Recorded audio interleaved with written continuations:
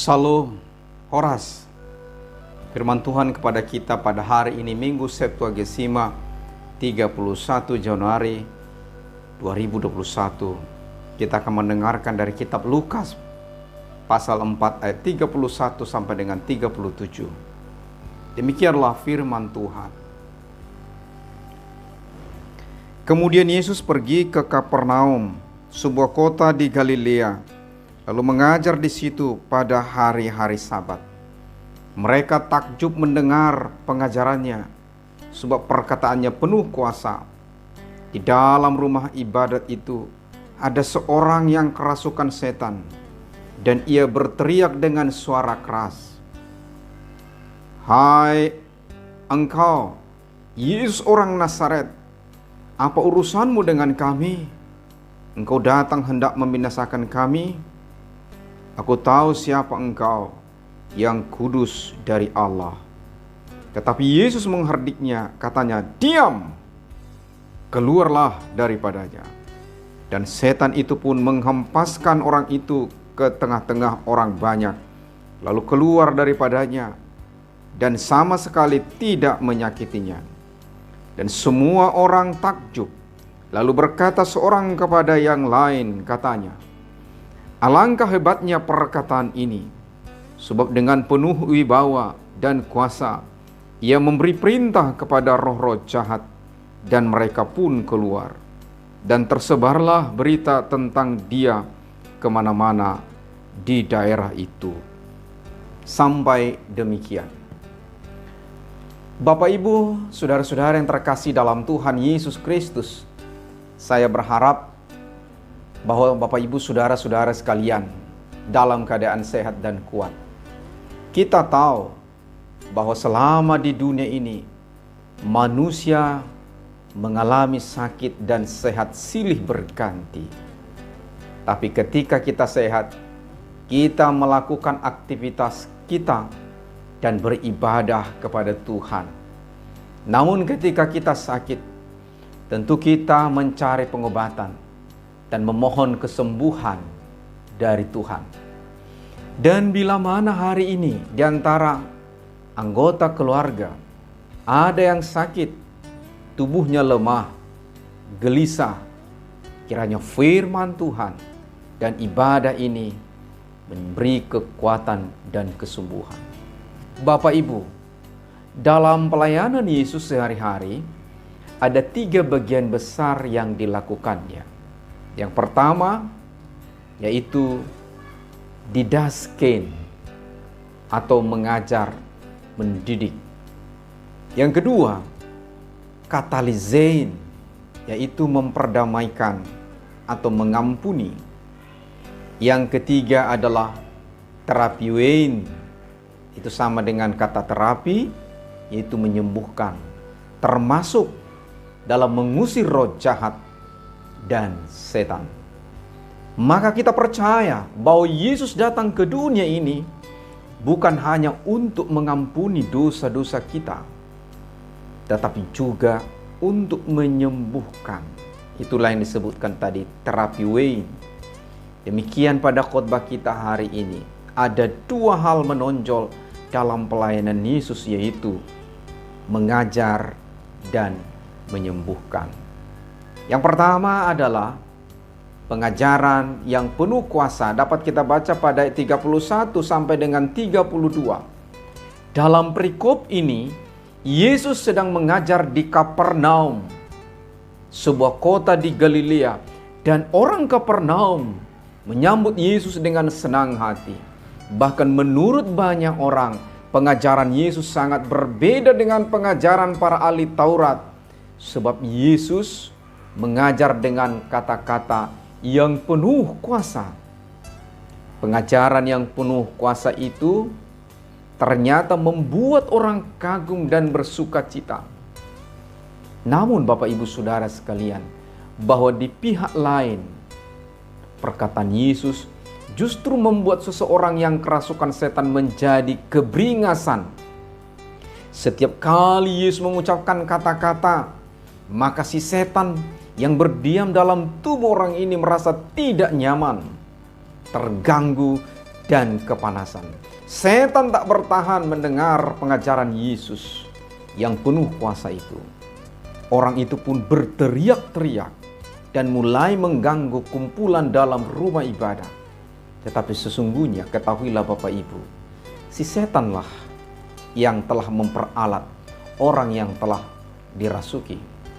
Inilah kuasa dari pengajaran firman Tuhan, bahwa dimanapun atau di rumah saudara, jika firman Tuhan menjadi pengajaran dalam kehidupan kita sehari-hari, maka iblis pun dan setan tak akan bertahan. Setan akan kepanasan dan merasa akan dibinasakan. Oleh karena itu, agar kita pun menjadikan firman yang berkuasa dalam pengajaran setiap hari. Yang kedua, Yesus lebih berkuasa dari roh jahat atau setan. Dapat kita baca dalam ayat 33 sampai 36.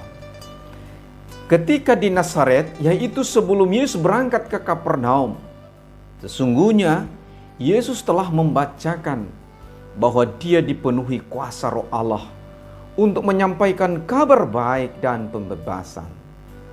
Lukas 4 ayat 16 sampai 19. Itu diambil dari Yesaya pasal 61. Artinya apa? Bahwa Yesus datang untuk membebaskan, menyembuhkan dan menyelamatkan umatnya. Sedangkan bagi setan itu sendiri, bahwa kedatangan Yesus adalah untuk membinasakan setan. Dapat kita baca dalam ayat 34 juga. Iblis berkata, "Hai engkau Yesus orang Nazaret, apa urusanmu dengan kami? Engkau datang hendak membinasakan kami? Aku tahu siapa engkau, yang kudus dari Allah." Dari kalimat ini ternyata setan juga mengenali Yesus. Sebab setan berkata, "Yesus orang Nazaret, yang kudus dari Allah." Tetapi sekalipun setan mengenal Yesus, tidak menjadikannya sebagai murid atau pengikut.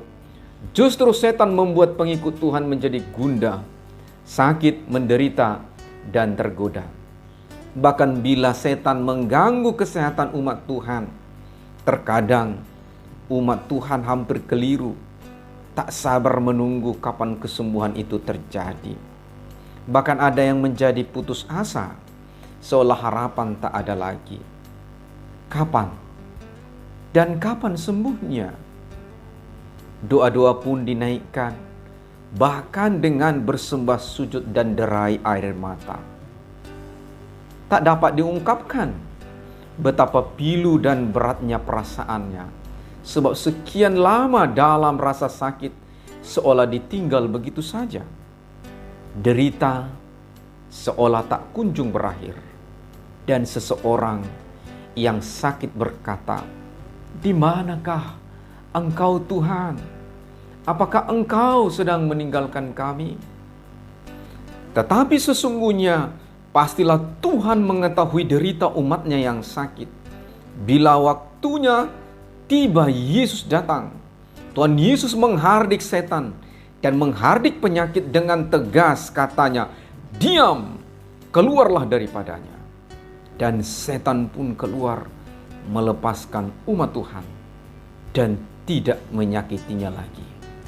Dan kita bersyukur sebab umat Tuhan disembuhkan, dikuatkan, dan diselamatkan. Haleluya.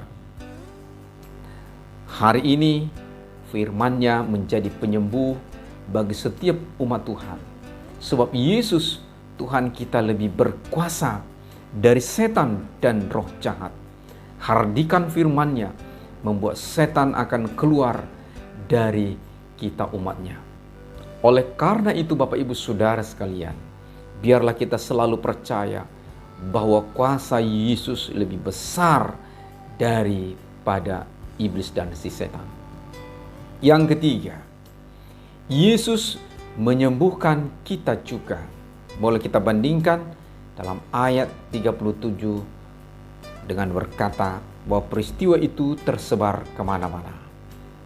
Bapak Ibu Saudara-saudara yang terkasih, Yesus telah melepaskan dan menyembuhkan seorang yang kerasukan dari setan dengan cara yang menakjubkan, sehingga orang di situ berkata bahwa perbuatan dan perkataan Yesus adalah sangat hebat, penuh wibawa dan kuasa. Tentulah apa yang dilakukan oleh Yesus berbeda dengan praktek eksorsisme atau pengusiran setan yang dilakukan oleh orang-orang tertentu dari pihak gereja dengan menggunakan doa-doa, simbol-simbol, gambar, dan juga memohon pertolongan dari Tuhan. Tetapi Yesus di sini adalah Allah yang dengan firman-Nya sendiri dan perkataannya sendiri yang penuh kuasa menghardik setan. Di Kapernaum, Yesus juga melakukan banyak penyembuhan. Misalnya mertua Petrus yang demam, Matius 8:14.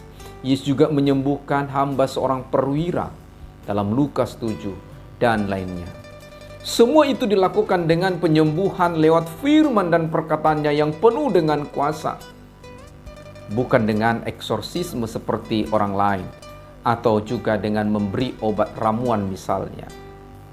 Maka bila mana di Kapernaum Yesus menyembuhkan seorang yang kerasukan setan, dan dengan segera peristiwa itu tersebar kemana-mana, tentulah maksudnya sekarang juga berita itu, juga keajaiban itu tersebar ke seluruh penjuru dunia. Sehingga dimanapun firman ini diberitakan, maka kita juga percaya bahwa hari ini dan untuk selamanya mujizat kuasa firman-Nya masih nyata dan akan selalu menyembuhkan. Kiranya firman Tuhan ini menjadi pengharapan, menghidupkan semangatmu kembali dan menyembuhkan bagi setiap kita umat-Nya, agar setiap kerinduanmu menjadi nyata dalam Yesus Kristus. Dan kita berkata, puji syukur Tuhan, aku telah sembuh dan bebas dari kuasa derita dari setan si jahat. Kini aku menjadi orang yang bahagia, diberkati dan diselamatkan. Tuhan memberkati Bapak Ibu Saudara-saudara sekalian. Amin.